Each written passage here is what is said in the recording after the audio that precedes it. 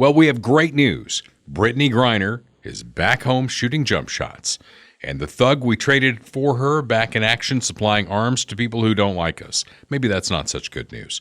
We'll talk about things like the Respect for Marriage Act, climate reparations, and even more fallout at Twitter. We're going to cover all of that, plus the news of the day on this episode of Dale Carter's America. From the heart of flyover country, he's not on the far right, and he's certainly not on the far left. Like you, he's somewhere in the middle. This is Dale Carter's America. With Kurt Wheeler, I'm Dale Carter, and this is Dale Carter's America, and presented in part by our good friend Bob Watson at State Farm Insurance. He's been my State Farm insurance agent for nearly 30 years. He's been covering folks in the Blue Springs, also in the greater Missouri, greater Kansas area of Kansas City for 5 decades. We're coming up on the end of the year. You really should take a look at your insurance. If you're not using State Farm, if you don't have a team like Bob Watson on your side, you really should reevaluate where you are. Surprisingly great rates at State Farm. They're at 7th and Main in Blue Springs. You can reach Bob at 816-229-7878. Auto, home, life, commercial insurance. When we start getting to warmer weather again, boat insurance. Anything you can insure, Bob Watson will take care of you with his entire team at State Farm. Again, he is in Blue Springs, but he's licensed in both Kansas and Missouri, and he'd be grateful to take your phone call just to get a rate comparison on the things that you're insuring. You may be shocked at how a team like Bob Watson's State Farm office can insure you, and you still get the service that you really like to have. When you call somebody, you get somebody who you know, who knows you and knows your situation, not some 800 number sent to like a foreign country. Bob Watson, a proud supporter of Dale Carter's America. We're glad to have him with us. Another supporter of the big podcast since day one has been my dear friend Mark Zarda.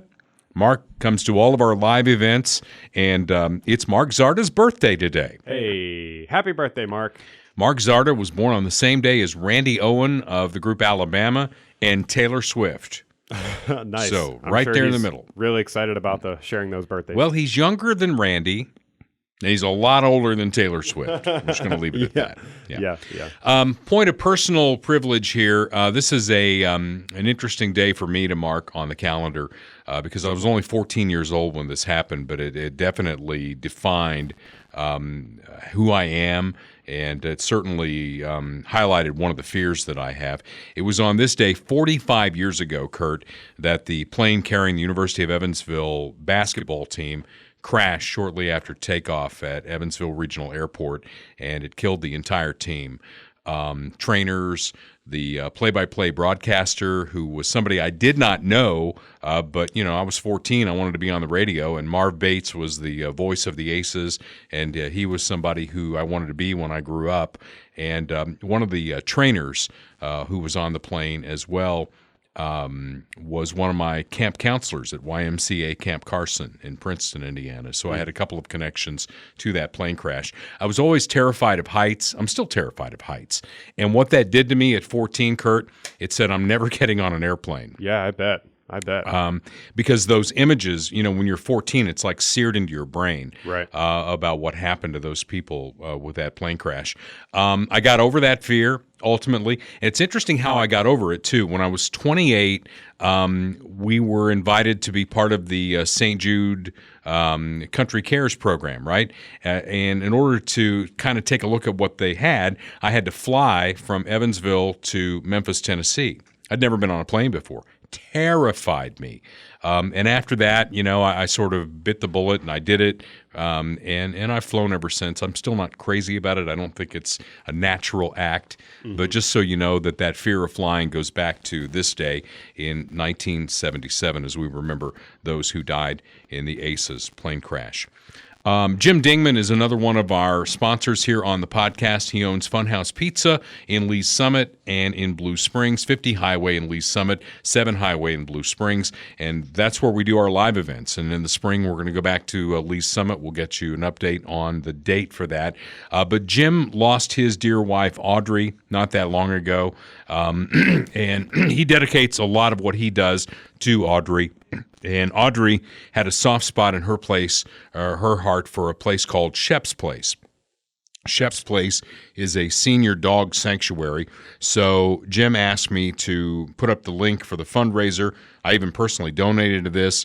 I'm a big believer in taking care of animals. And a lot of times, like at my house, we've got our cute little puppy, Harry, who left another mark on me, Kurt. Can you see this? Yeah. Can you see that? Yeah. That's and he did it with his back claws, and he's just being a boy, and he's just excited, right? Yeah. But, we all love puppies. We want a puppy and all that. Older dogs who don't have a home, sometimes we forget about them. Right. And Shep's Place is a place that takes care of senior dogs. So in honor of Audrey Dingman, Jim wanted us to give a shout out for that, so we're doing that right now. So please donate if you are able to as we get into the holidays. Some generosity. I know inflation's at a really high rate right now. Money might be tight, but if you got a couple of extra bucks, throw it at Shep's Place, the senior dog sanctuary. I wonder if Sam Bankman-Fried has any money. What do you think? He's probably not going to have much for much longer. What do you think about this? Because he was scheduled to testify today. Actually, as we record this on December 13th, he was scheduled to testify today before the House of Representatives. And guess what happened? He's down there in the Bahamas, and the United States executed an arrest warrant, and they've arrested him. It seems like suspicious timing, right? I mean, I'm not a black helicopter guy, but it just makes me wonder. Well, I mean, most sort of the biggest conspiracy theories over the past few years have all turned out to be true. So, I mean, what does that even mean anymore? Maybe we should invest in black helicopters. Yeah, exactly. I mean, it's very suspicious. Obviously, this guy had some kind of insider information. I mean, he was working with the Ukrainian government. He was essentially laundering money to the Democrat Party through Ukraine and through FTX. So, I think probably him getting arrested and not testifying has something to do with that. Might be politically motivated. Is that what you're suggesting? Maybe. You want to roll the clip on this? Sure. The New York Times says the charges include wire fraud and bank fraud, which means SBF could be looking at life in prison. In November, FTX and its affiliates, roughly 130 companies, filed for bankruptcy after investors fled the cryptocurrency exchange on fears that FTX no longer had sufficient capital. In other words, it was the crypto equivalent of a bank run. The New York Times says that... Yeah. Okay.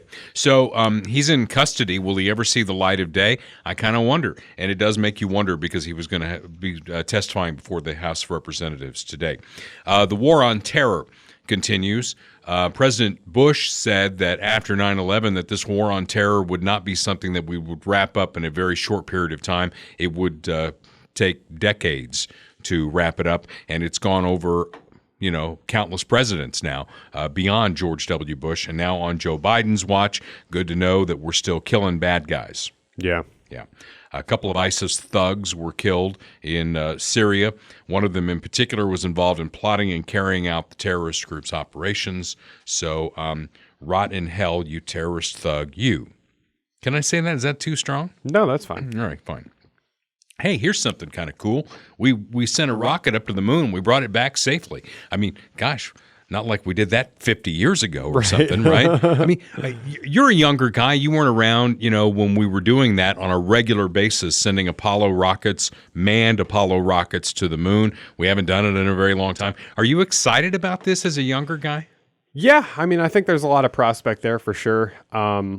I would be more excited about it if we didn't have so much crazy shit that we had to deal with here in the homeland. Yeah. If we are living in more of a time of prosperity culturally, then I think we could be more excited about this. And we should still be. I mean, I think the ultimate goal is obviously sending people to Mars, which Elon Musk has certainly talked about, NASA's talked about a lot. And it's probably going to be happening hopefully in the next decade or two. And so this is just another stepping stone in that direction. What you're seeing right now is a time-lapse footage from the Orion spacecraft of the moon passing over, or the Earth passing behind the moon. Yeah. Exciting stuff that you don't get in just the audio presentation of Dale Carter's America, which is why you should start following us on YouTube. YouTube and Rumble. I mean, Rumble has video too? Yeah. Yeah. Oh, what do you got there? You got like a little splashdown deal? Splashdown, yes. Man, It reminds me of when I was a kid back in 1969, Right. watching the same thing. It looks exactly the same. It does look it's the same 3 parachutes. Yep. Yeah. As like Apollo 13, if you've seen that movie. It looks very Well, similar. not only to did that. I see the movie, but I saw the Apollo things come back, Right, right. in real time. Wait, so it wasn't actually Tom Hanks in there? Apparently not. Oh, Yeah. yeah. So, Kristen, is it Kirsten or Kristen? It's Kyrsten. Kirsten? Kirsten? Kirsten? Yeah. Kirsten? Okay, Kirsten? well, she's no longer a Democrat. Roll the tape. Okay, here we go. You're here to make a significant announcement. I've registered as an Arizona independent. Can you pause I know just a some second people there? might- Because she's on with Jake Tapper at CNN. He looks like he's about ready to cry. Yeah. You've come here for a big announcement. Yeah. Say it ain't so. Say it. Please change Okay, your mind. sorry, go ahead. Change your mind. Might be a little bit surprised by this, but actually, I think it makes a lot of sense. You know, a growing number of Arizonans and people like me just don't feel like we fit neatly into one party's box or the other. And so, like many across the state and the nation, I've decided to leave that partisan process and really just focus on the work that I think matters to Arizona and to our country, which is solving problems and getting things done.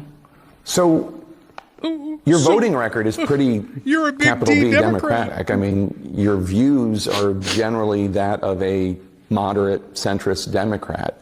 How does leaving the party change how you do your job?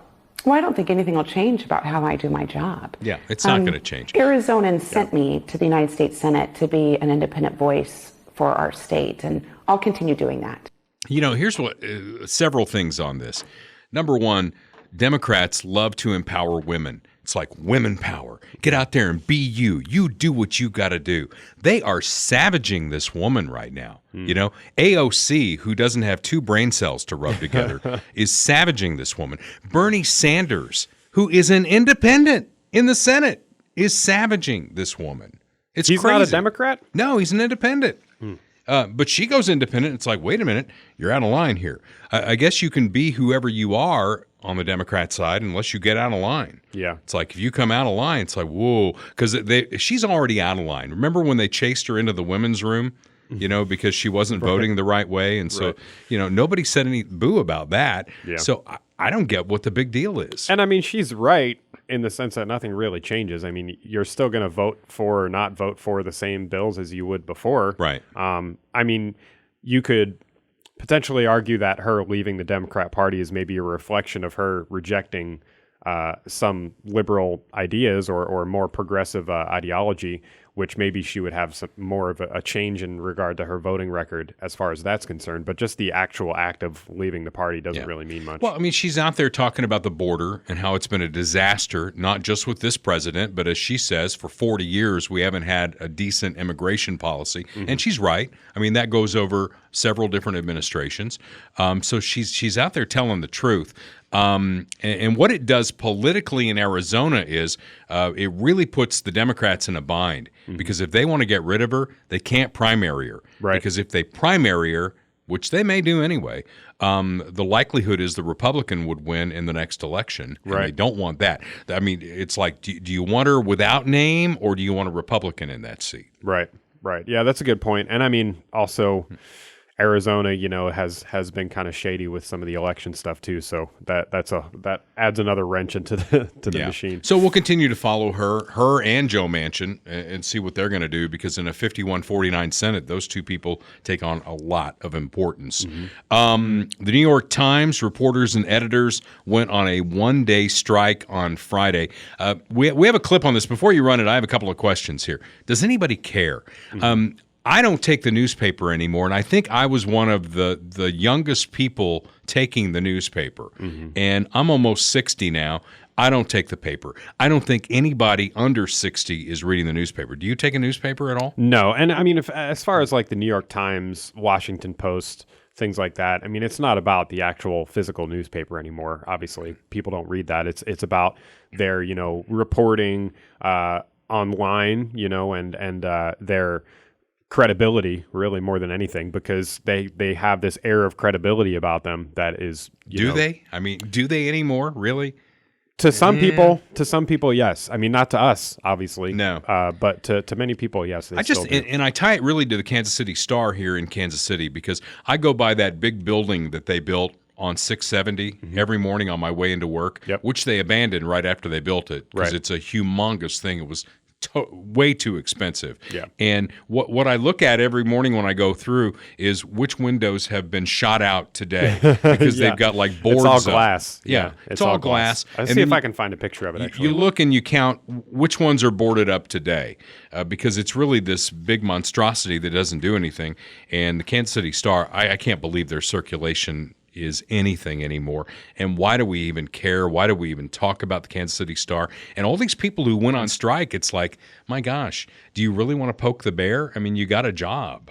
You can see the building right here. I mean, it's like all glass. It's like a giant printing press. I mean, you look inside, they have, it looks like, I mean, like giant printing machines and stuff like that for the newspaper, but nobody's reading the newspaper. No. I think they went back to the old building. I mean, they have this I've never seen anybody in this building. No, so, yeah. they've abandoned that building. I used to think, because you look at it, it's like got a slanted roof. Right. I wondered, if you could get a car going fast enough, if you could ramp off of that thing and end up across the street at the Sprint Center or T-Mobile Center, whatever it is now, in the giant fishbowl. We'll try with the KFKF van. These are things that I think about, just so that you know. But I do know this, that newspaper is a dying medium, and these people who work at the Times, it was like random people who were out on strike, and just listen to them talk and see if they are connected to reality or not.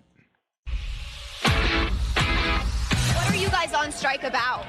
We've been at the bargaining table for 20 months now. The company is consistently coming into the bargaining table with proposals that are insulting and unacceptable. The New York Times is making record profits. Can I just say something too? I have to pause it. But you know how they say you can't judge a book by its cover? I'm not so sure about that. I think you can kind of judge a book by its cover. Before you that last lady was like stereotypical cat lady. This lady has a Bernie beanie on. It's like, I mean, we know what we're dealing with here, right? Before you hit play again, several of them are going to say that the New York Times is making record profits. I don't know that that's true. Unless they're in other businesses, the newspaper business is dying. Right. Okay, go ahead. And the people who make the news need to share in that. It's a variety of issues, but the big things are we haven't had a raise in over 2 years. I think he's got a KU hat on. He did. They're not giving basic floor wages of $65,000. I'll just pause it there for a second. She said they're not giving basic floor wages of $65,000. I mean... Is that a floor wage? I guess. We should take that to... It wasn't in 1979, I guarantee you. Yeah, well, I'm not going to say any more about that. I don't know the details that specifically. We have been working through the entire pandemic without any salary increases at a time of record inflation. Is this about coming back to the office? I like the Chiron. I just noticed that. Jesse Waters has a good sense of humor. So if you're just listening to this, the Chiron at the bottom says, "Rich white New York Times stiffs workers before Christmas." It's also about coming back to the office. Of course, we also want to make sure that we are protecting people. We're still living through a pandemic. Remote work is part of the negotiations. We find it ridiculous that the company is maintaining this position, that it have the unilateral right to call us back in 5 days a week. 5 days a week, Kurt! What are they doing? I thought the New York Times respected unions, so what happened there? You'll have to ask them. That's an excellent question. I would love an answer to that as well. Excellent question. We'd love to hear what the management has to say about that. That's a Pause very it good again, question. because now they've changed the thing to New York Times wages not keeping up with Putin price hike. I could do this all day, man. You really could. This This could is be the awesome. whole episode. And we thought the New York Times respected unions too. What happens to the New York Times when you guys are on strike? We'll find out. We have said Nobody we're not gonna cares. write stories. Nothing. We have Absolutely photo nothing people, We happens. have electricians, other people in the building who are not working today. They have to figure it out on their own. I am refusing to write. I'm refusing to respond to edits. I imagine they're having quite a hard time putting the publication together. The New York Times can't run without the people who run the New York Times. Yeah. 15 people are Management needs to upset. know that. Where's the paper? You know what's gonna happen though is that So first of all, this is a 24-hour strike. So they're like, I'm not editing anything for 24 hours. Like, okay, So, and then you know what's going to happen is they're going to not come to work, and then the executives are going to be like, oh, actually, like this is going pretty fine. Like we probably don't need like half of these people, and then they're just going to get fired. God help him if a guy named Jeff Wilkes ever walked into that building, it'd be like, I think I can do this with 4 of you. Or Elon Musk. I mean, he did the same thing at Twitter. You know, it's same like deal. You got to go in there and see how many ping pong tables and massage parlors and everything like that there are, and get rid of them. And now, on the next subject here, are we done with them? Yeah, We're done beating up on the Bernie beanie there. Did we talk about the Royals moving downtown? We did a little Kansas bit. City? Okay. Yeah. Because they're having a public meeting tonight in a space here in Westport, which is really close to where the radio station is. And it's a public input kind of a thing here. And I still have the same 2 questions, Kurt. Number one, why do you want to move away from the Truman Sports Complex when in 1969, when the Royals started, they shared Municipal Stadium with Kansas City Chiefs, and they came up with the brilliant idea of let's move out to this space on the east side where we can spread out. We can put the baseball stadium here, we can put the football stadium here, have parking everywhere, and you've got all this other area to build up if it needs to be built up, which it hasn't, by the way. And we just, as Jackson County taxpayers, passed $500 million of spending to upgrade both Arrowhead and Kauffman Stadium. Mm-hmm. That wasn't that long ago. Right. Okay, so why do you want to move back down to the downtown area? Why is that important to your business model? And then second, who's paying for it? Because I swear to God, if this thing is on a ballot for Jackson County taxpayers, I am going to probably break my pen coloring in the no box on it. And I think there are a lot of people who feel the same way I do. Yeah, I mean, I certainly do, and I think a lot of our listeners do as well. And I just had the KCTV5 article up, and it said that the stadium development is currently envisioned to require a $2 billion price tag. So, and a lot of money. That's all. Every time they do this, it happened with the airport, it happened with the streetcar, it happens with every major development project in really any urban area in any major city. You get the projected price tag, the projected completion date. It always goes over budget, and it always goes behind schedule. So it's going to be more than $2 billion. There's going to be a lot of unforeseen things that happen with it. It's just I don't see the point. I don't see the point of it at all, aside from just saying that we have a stadium downtown, making it more accessible or whatever, connecting it to the streetcar. But like, who cares? I mean, nobody cares. And the Royals, they're gonna, if they do well, they're gonna sell tickets. If they don't do well, they're not gonna sell tickets. That's exactly how it's always been, and that's how it's going to continue to be. Exactly.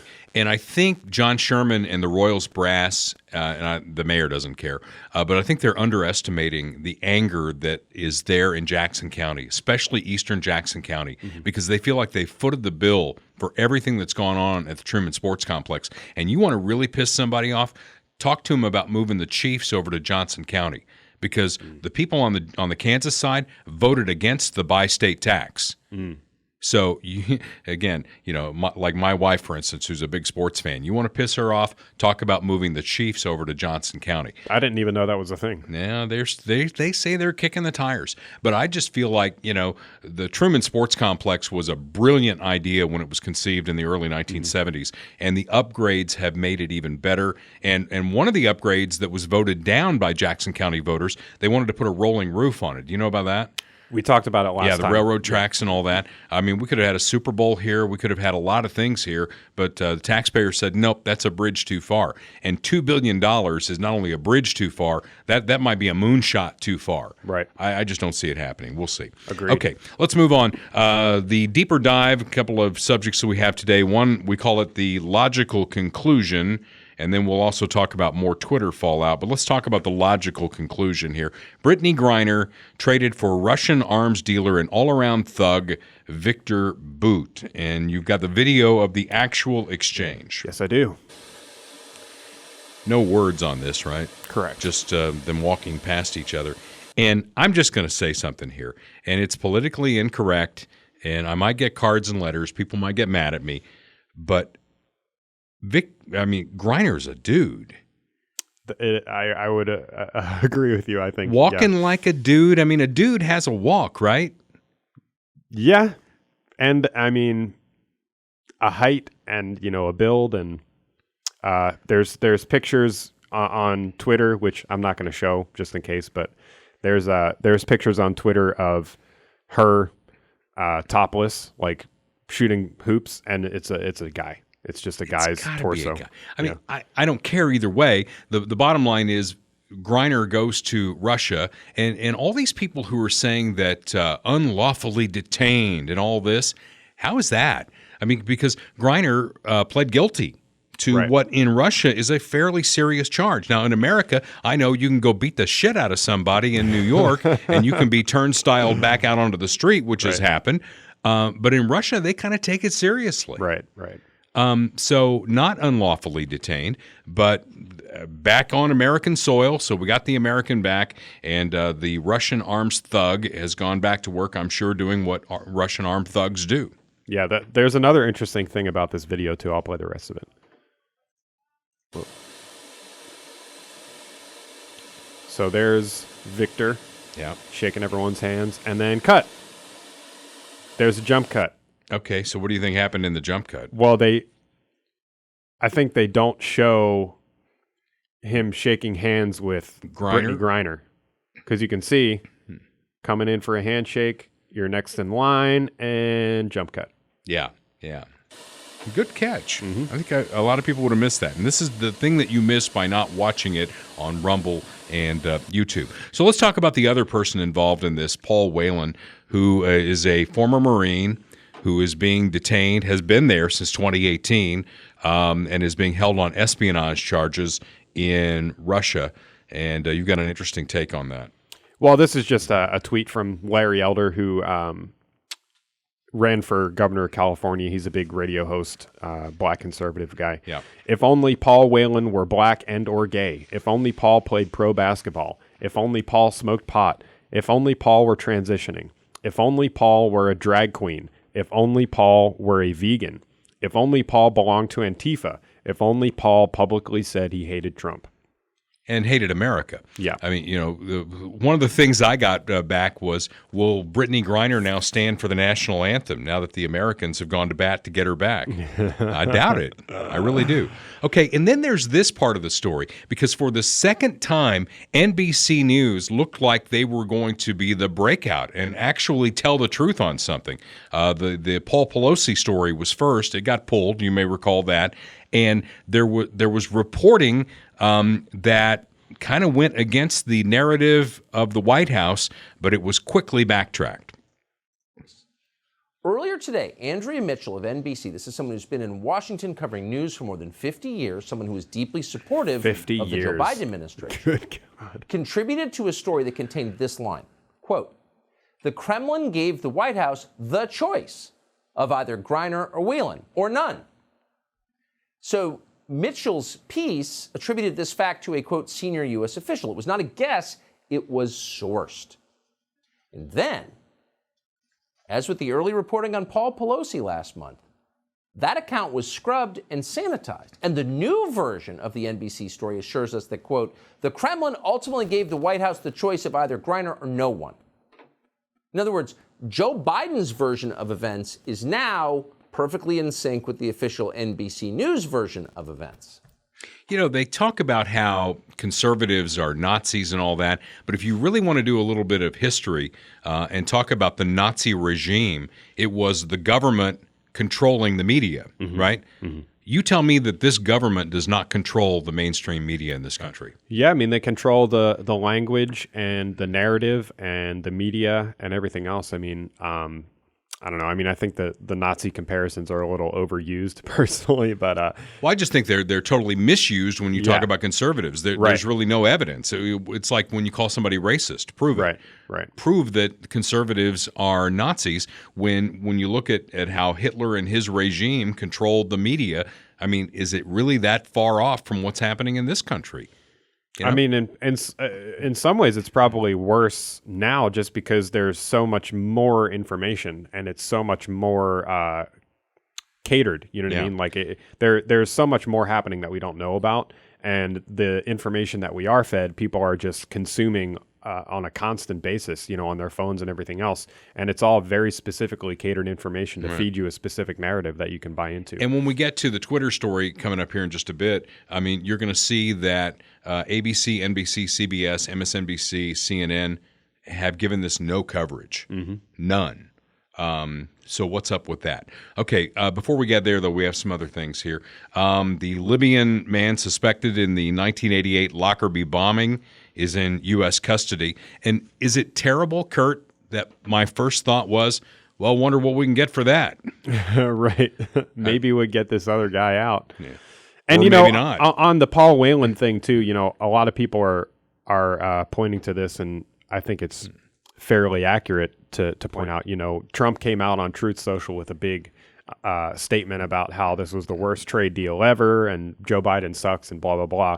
But he was president and he didn't get him out either. So I think that's a fair criticism. It is a fair criticism. He didn't get him out. So I don't know if he tried or if, what happened with that, but he also did not get him. It's a tough position to be in, but Biden had to know. I mean, almost like everything Joe has touched since he became president, he had to know there was going to be huge blowback on this. Oh, yeah, for sure. Yeah, for sure. So the Lockerbie guy, I guess we're going to put him in custody, and hopefully he'll never get out of jail because that was just a horrific thing that happened where a lot of Americans were killed. So I don't even want to make light of that, but he is in custody. Brittany Griner back just in time for the Respect for Marriage Act to be signed, because if you take the assumption that Brittany is in fact a female, is married to another woman, right? Mm-hmm.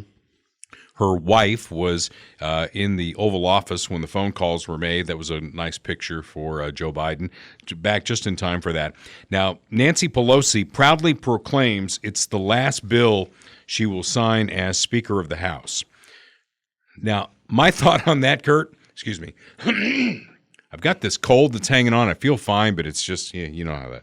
Anyway, my thought on that is she's probably lamenting that the last bill that she would sign was not the abortion on demand at any time bill. I mean, that's a good Catholic, like Nancy Pelosi would want to sign a bill that, you could have an abortion. Man, if you went overtime in 9 months, that's even better. Bonus points if you've got a 9.5-month pregnancy. Well, I mean, a bill enshrining gay marriage is, also not very Catholic. It's not, but it's not as good as abortion on demand. Man, if they could have only gotten that done, that would have been perfect. So the Respect for Marriage Act is out there, and a nice kudo from the number 2 in our government.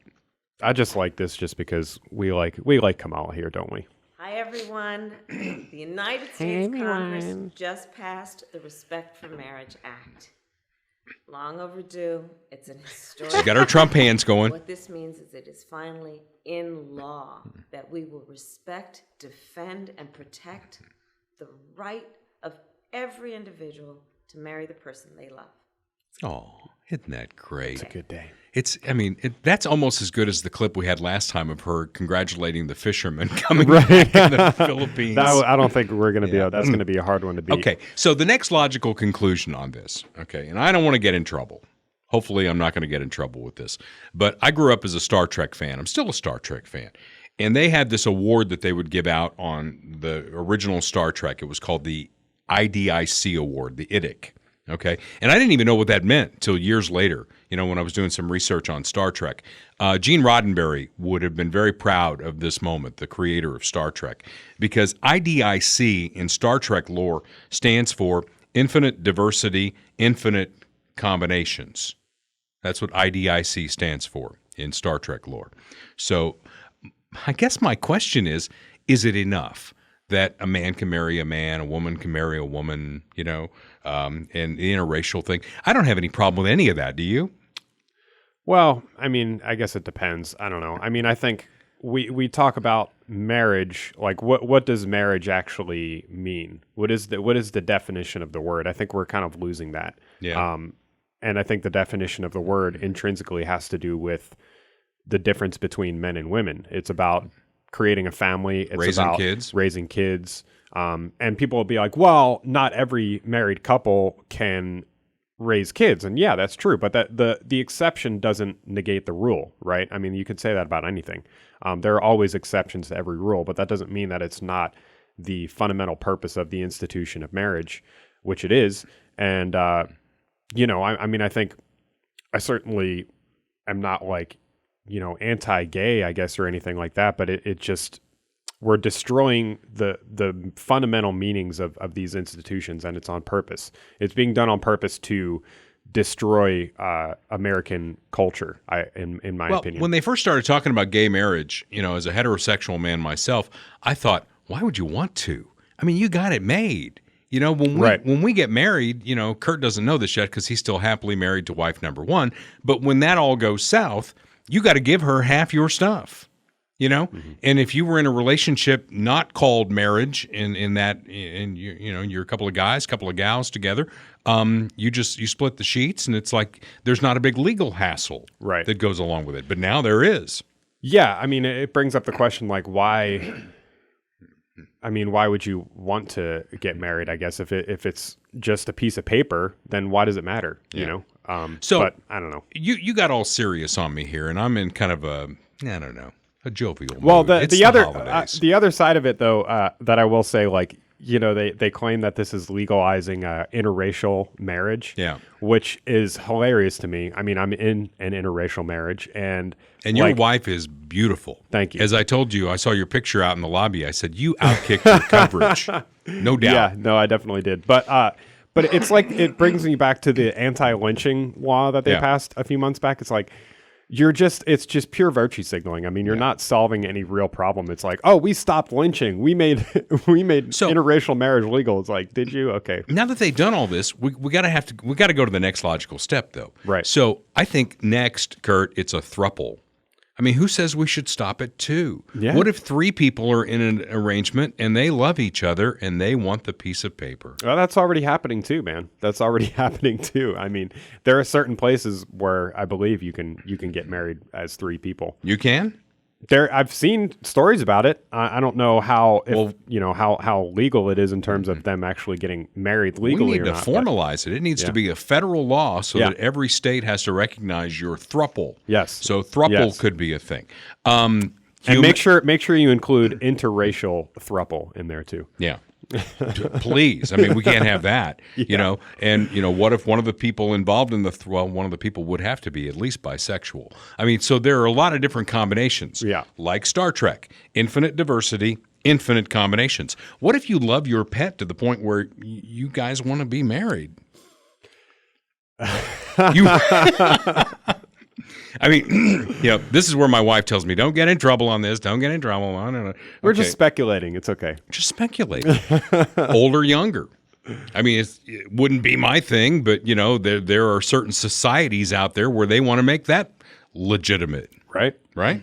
You mean under 18 specifically. Exactly. Yeah. So, I mean, there are a lot of different ways that we could go with this. So as the Democrats pat themselves on the back for getting this one done, you got a lot of work ahead of you. Yeah, I mean, I certainly think you asked, you know, if this is going to be enough, and the obvious answer is it's never enough. I mean, it's never enough to. They're never going to be like, okay, well, we got the job done. We're done now. You know, that's never going to happen. So the question is not are they done? The question is what's the next thing that they're going after? Exactly. Yeah. So we'll follow that with great curiosity here at Dale Carter's America. And some of you who listen to the podcast will have to look up what the word throuple means. So it's what? THRUPLE, right? Throuple. Yeah, I guess. I'm not going to search that on Twitter because who knows what will come up. All right, we covered reparations last week. And it's funny, I put up a meme on the podcast page about how, you know, how this works in California. California, a state where they never had slavery, is going to pay reparations to people who were never slaves, generated by people who never had anything to do with slavery. Right. That's California for you. So that's not enough. Now, because we have so polluted this world, and it's all America's fault, Kurt. You need to know that everything that happens that goes wrong, it's America's fault. Until, of course, you have an earthquake, and then you're going to call and say, please help us, please help us. Right. But until that call, everything that happens is America's fault. That's why John Kerry, our climate czar, who, by the grace of God, we dodged that bullet of him being president of the United States. He now thinks that we should have like climate reparations, where the United States would pay the underdeveloped world for all the damage we've done to the world. Yes. The longest-faced man in American politics. So back on the lots of damage. He sounds worse than me. Is there going to have to be U.S. taxpayer money that helps the United States? Presumably the United States is going to have to be one of the nations that contributes to Well, it'd be great if there were some. The United States of America proudly is the largest humanitarian donor in the world. The American people already do an enormous amount around the world. Yes. So back on. We got back to the top there. So the American people already do an enormous amount, but it's not enough. I wonder if he flew on his private jet to get to that interview. Yeah, I mean, it looks really fancy. And look where he's at. It's the Washington Post. Oh, of course. Democracy dies in darkness. Yeah. The Washington Post. And then how much we love them. Along with that, we'll put this story that just broke, that Mayor Pete, who is our transportation secretary and who's telling all of us we need to walk wherever we need to go or ride a bike or anything like that. He's the guy who loves to fly on private planes and have us pay for it. Yeah. According to this article from the National Review, Pete Buttigieg, he has used taxpayer-funded private jets at least 18 times since taking office. And then there's also this old tweet from during the campaign, the 2020 campaign. He was the number one Democrat in terms of spending on private jets. Do you know where he's during going the on those campaign. private jets, Kurt? I don't know. Places like Iowa, New Hampshire. You know, they've got big transportation issues in both Iowa and New Hampshire. Right. Yeah. So, I mean, he has aspirations. He wants to be the first gay president. Make no mistake. Oh, yeah, about 100%. that. Yeah. Even though I think James Buchanan, if you look it up, was the first gay president. I don't know about that. Well, James Buchanan was right before Lincoln, didn't have a first lady, had his niece go with him everywhere, and the rumors were out there. I wasn't around. I mean, Joe Biden was. He could probably write a term paper on it if he stole it from somebody. Right. But I think James Buchanan, if you really think about it, was the first gay president. But Pete would like to be the first officially out of the closet. The first openly gay president. Yeah, exactly. And that's why he's taken all these plane rides while he tells you to walk and ride a bike. Because, again, what really pisses me off and why we talk about this a lot, it's the rules for thee, not for me. Right. I'm going to tell you all these things that you're doing wrong and what you need to do, and don't pay any attention. And, you know, I got ABC, NBC, CBS, MSNBC, CNN in my pocket, so they're not going to report any of this. Right. It's just he's telling you literally to go buy a Tesla while he flies on private jets all around the world. Speaking of that, I saw this yesterday, and you turned me on to virtue signaling very early on in this podcast, right? Mm-hmm. I saw a guy in the Walmart parking lot yesterday. He was driving a white Tesla, and the license plate was My EV. It's like, not only am I driving a Tesla, Nice. I've got to tell you that it's My EV, and I'm so proud. It's like the opposite of the big truck stereotype. Yeah. You know how there's like the stereotype of like the big truck guy with like the two wheels in the back and like the Confederate flag bumper sticker and the ball, you know, the metal balls hanging down. It's like the opposite of that is the guy driving the EV with the Bernie Bro sticker and the My EV Now, license plate. you know, this may sound like I'm being a little hypocritical, but I'm not here because, you know, we talk about virtue signaling like that, which is and being hypocritical about it and all that. But what if you could turn your house into a energy generating plant and own your own utilities? Wouldn't that be cool? And that's where my friend Austin Watterson comes in. Royal Roofing and Solar. Give him a call, you know, especially now as you're looking at your roof going, do we need a new roof? Maybe you don't need a new roof. Austin can do a new roof for you, and then he can put solar on top of it if it works out for you. It might not. You need somebody who's really honest in this world, and that's our friends at Royal Roofing and Solar, 816-540-7057. Now, you can get all this stuff, and he can even, you know, disguise it so that nobody would ever know. I mean, if you don't want to virtue signal and say, look at me, I've got solar, I'm a big deal, right? You don't want to be that guy. You just want to be the guy who, you know, looks at your Evergy bill and goes, wow, we didn't even get one this month. Right. How cool would that be, right? That's where you use the power of the sun to do something positive and take matters into your own hand here.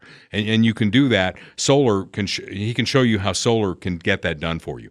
Royal Roofing and Solar. Give him a call. At least make the contact there. Have him out to your house. Have him look at it, see where it is relative to the sun. I mean, depending on the positioning of your house, you could really make bank here on your own utilities. 816-540-7057. Austin and his entire family, great members of the Pleasant Hill community. They're Cass County folks. I've known him for a long time. He did my roof. Just a really good guy. Give him a call and have him out and at least get that conversation started. Who knows? Could be a big deal. Yeah, absolutely. And, we talk about the solar thing a lot because that's kind of the big new initiative in the industry. And there's a lot of value in it, or at least potentially a lot of value in it. But this is his company is primarily a roofing company. So, if you need a new roof, if you have a leaky roof, any problems, any type of roof, I mean, you can see all the different roofs that they work on, residential, commercial, metal, storm damage repair. And I believe they are into sort of general contracting a little bit as well. So. Yeah. When I had them out to work on my roof, the second floor of my house really doesn't get used much since my kids moved out, right? And there's a bedroom in the middle of the second floor. And I went in there to get something. I opened the door, and the roof had collapsed right into the middle of the bed, right? Oh, and wow. it was a terrible mess. Austin and his team came in, and they did a fantastic job. They took care of all the damage that we had, and they got the roof fixed as well. And maybe solar is the next thing that you can get done there with my friends at Royal Roofing and Solar. So Twitter, I don't know how much time we'll spend on this, but there's been more fallout at Twitter. Again, not reported on the mainstream media. And I don't know, Kurt, are they trying to bury the thing like a cat turd, or is it that we got really burned on this and we don't want to admit that we got really burned on this? I mean, it's a combination of a lot of things. I think mostly with all stories like this, all you have to really do is just pay attention to who is covering it and who's not covering it, or who's talking about it and who's not talking about it. Because a lot of the Twitter stuff has really exposed, this company for being very corrupt politically. They're in the pocket of the Democrats, basically. And this latest release, again, Elon Musk has been kind of putting out information to various journalists for them to release to the public on Twitter. The recent one was from Michael Schellenberger, and it was a more in-depth dive into why Donald Trump got banned. And basically the top line story is that people like Michelle Obama, the ADL, government, officials, media personalities were all pressuring Twitter execs to ban Trump, and then they did.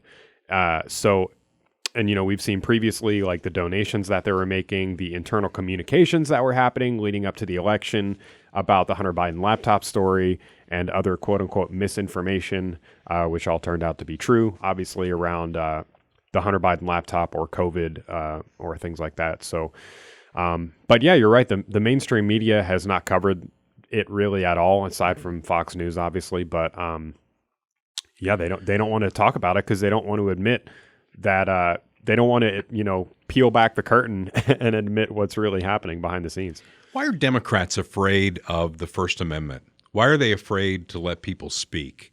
Because that's what it seems like it's coming down to.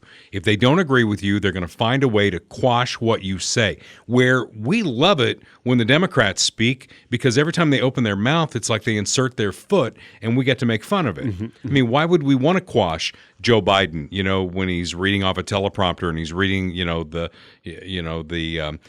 comma here, quote here, repeat that. Right, I mean, why would we want to quash that? When they're lying, which they do a lot of, why would we want to quash that? Let's get that out there into the light of day. Yet it feels like liberals are scared to death of free speech. Yeah, I think some of them at least know that their ideas can't hold up to scrutiny, and they, or at the very least, they know that they're basing their beliefs off of emotion primarily. And I think we as conservatives tend not to do that. So they know their ideas won't hold water. So not only that, but I can say these things that are ridiculous on the face, and I can also keep you from speaking. Right. That's a dangerous combination. Well, it's just power. I mean, if you have the power to control what is considered allowable speech or not, and you have a, quote unquote private company like Twitter, and you're colluding with the government, you have the power to decide what should be allowed and what should not be allowed. I mean, this isn't the first time that this has happened in American history. I mean, we had, after the Cold War, for example, we had the Red Scare, which a lot of it was true, by the way, but we had people, being suppressed for trying to spread communism in America in the media. Those people were canceled. Those people were removed from platforms. Not the same as it was now because we didn't have the technology. Right. But yeah, I mean, it's just whoever controls the institution is able to control what is considered good speech and what is considered not good speech. And this is all coming out now. Well, correct me if I'm wrong, because I'm not a big Twitter guy. I mean, I've tried. I just don't do it. I mean, I'm a Facebook guy, and that's where I spend a lot of time on Facebook. Twitter, I've never gotten into it. I don't understand it, and I don't know that I want to. But I have a profile on Twitter, and sometimes I'll go over there. But I looked at Twitter, and I think they sold themselves as we're the town square. Okay, Right. We are the modern day town square where ideas are debated. So why would they tip the scale at all? Where is the credibility in tipping the scale at all? Well, it's not about credibility. I mean, it's never been about credibility. It's always been about preserving the prevailing liberal narrative. That's what it's about. Then they're not the town square. Right. Of course not. But I mean, I think when they say that, they know that they're being disingenuous. But it's kind of one of those things, you think about it. It's like, okay, is this a deliberate thing where they're like, oh, we're going to like cancel conservatives and we're going to kick them off and we're going to make sure that Democrats win all of the elections? Maybe, but and maybe for certain people like, Vijaya Gadde, the one of the higher up people that was right under Jack Dorsey, I think maybe she had some malicious intent. But then you get down into the actual staff of Twitter, and it kind of goes with every like institution. It's not so much a deliberate thing. It's just the fact that like 99% of the people that work there are progressive liberals, so like, of course the policy is going to reflect that. It's like, if you go to a university campus, it's not so much that they're just like, deliberately, we're going to push this agenda. We're going to not allow conservative speakers. But it's just a byproduct of the fact that all the people that work there have the same mindset. So that's kind of just what happens. And, we need to change that. I love debate. I really do. What I hate about debate is like on Facebook, on our Facebook page, where I'll throw something out and your buddy Glenn, I think is his name or whatever, right? He'll throw on a whole bunch of stuff because he's a keyboard warrior. And then I challenge those people. It's like, let's find a topic that you think this way and I think this way. Come on the podcast and let's just talk about it. And you know what they do in 100% of the cases? They wilt. Right. We never hear from them again. Yeah. Because they block us and keep commenting. Oh my God. They love being on there. It's like, oh, that Kreisberg's guy or whatever his name is. I blocked him too because I just couldn't handle him anymore on my Facebook page because they just throw out a big shotgun. I've gone on the internet. I found this and I found that. I found that. You can't put two words together. You don't want to debate me toe to toe, because your ideas hold no water. Just reposting Snopes articles. Exactly. So just stop. But if you want to come on and have like a healthy debate about where we're going in this country, that invitation is always open here at Dale Carter's America. And I'm sure this is going to continue as we get more and more out of Twitter. I find it really amusing that with Elon Musk saying, okay, the First Amendment's going to rule here, with certain broad restrictions here. I mean, there are certain things you can't do, and I get that. But debate is going to be open here, and you got all these liberals going, well, I can't do Twitter anymore. I'm just getting out of Twitter. I saw Elton John posted that he can't do Twitter anymore. Yeah, he's leaving Twitter. Oh, that just breaks my heart. I don't know that I can sleep tonight knowing that Elton John's not going to be there. I know. Okay, so we'll continue to follow that, and we'll report as necessary. Before we leave you today, I just want to say that there is no truth to the rumor that Bob Watson, our State Farm guy, wanted to have the next State Farm convention on the island of Nantucket in Massachusetts. There is no truth to that whatsoever, because Bob is a really good guy. He's a stand-up guy, and he'll find out why. He's probably listening to this going, what the hell's he talking about now? But Bob Watson is our State Farm guy. We appreciate his support of our podcast. And again, end of the year, let's get some quotes on your insurance, homeowners, your cars. Bob can handle that. He can handle life insurance as well. Surprisingly great rates at State Farm, and a fantastic guy. If you agree with what we do, like 90% of what you hear on this podcast, Bob Watson should be your insurance agent, because he'll talk your ear off about what's wrong with this country and what we need to do about it. And then, by the way, he's going to take care of you with his entire team. 816-229-7878, 816-229-7878. Remember the name Bob Watson and State Farm. Yes, he's officed in Blue Springs, but he can take care of you in Missouri and Kansas with all of your insurance needs. And no, he did not suggest that the State Farm Convention be on Nantucket Island. I just kind of threw that in there, knowing that Joe Biden loves to vacation on Nantucket Island. That's why this story kind of stuck out to me. The Attorney General of Massachusetts has approved the proposal from Nantucket voters approving topless women at public and private beaches. Yep. Article 71. Under Article 71, the town voted to allow any person to go topless on any public or private beach in Nantucket. That's awesome. I mean, Brittany Griner could be there. Of course, you'd think Brittany Griner was a dude playing sand volleyball. That might be legal already. I think it is legal if the pictures I saw were true. But here's something for Joey to think about. I went to a topless beach in Mexico with my second wife. I didn't really know it was a topless optional beach. But my experience on that beach, Kurt, is that the people you really want to see topless, they're not going to get topless. So was it just a topless beach, or was it a fully nude beach? No. It was. I think it was topless optional or whatever. I don't know. But anyway, there was this woman who was obviously going to do it, and it was one of those things where you just had to watch, and it was almost like slow motion with like $6 Million Man sound effects behind it. Beep beep beep beep beep beep beep beep beep. You know, I just watched as she took it off, and it just went flop, flop. And I look around me, we're in Mexico, and I look at all these hot women that are at this resort. None of them are topless, Kurt. It's the woman who went flop. I think she was German. And I was looking around, I saw her husband, and I thought he was completely naked. He was like really fat, and he was wearing a Speedo. The rolls, yeah. Yeah. And so his fat roll went over the Speedo. So it looked like he was naked. I don't think he was, though. I saw a little bit of blue from a Speedo or whatever. So, I mean, that's my thing on topless beaches. The people that you want to see will not get topless. So, Joey, take your heart medicine and all that, because you're really not going to see anything there in Nantucket. Yeah. What's your story on this? I was wondering if you were going to ask me that. I went to a nude beach in Austin, Texas, a fully nude beach in Austin, Texas. Yeah. And, same thing hold there, that the people you want to see aren't going to get naked. It's the people you don't want to. No? There was, you know, some lookers for sure. Where was this? Austin? Dale's buying plane tickets right now. No, but my embarrassing part of the story is that it was in the middle. Well, actually not the middle of the summer, but it was hot. It was like early April or something like that. Sun was shining. Was out there for like 4 or 5 hours, and I did not bring sunscreen. And I'll let you fill in the gaps on that. Wow. But I got very burnt everywhere, and it was bad. Well, it could have been worse. It could have been really cold. Think about that for a second. The water was really cold. The water was really cold, so it was actually the worst of both worlds for that. So. On that note, as we get closer and closer to Christmas, this is Dale Carter's America. The views expressed on Dale Carter's America are Dale's and Kurt Wheeler's. They do not necessarily reflect the views of KFKF or Steel City Media. Comments can be sent to DaleCartersAmerica@gmail.com. Check back for weekly episodes. Subscribe, spread the word, and give us a 5-star review.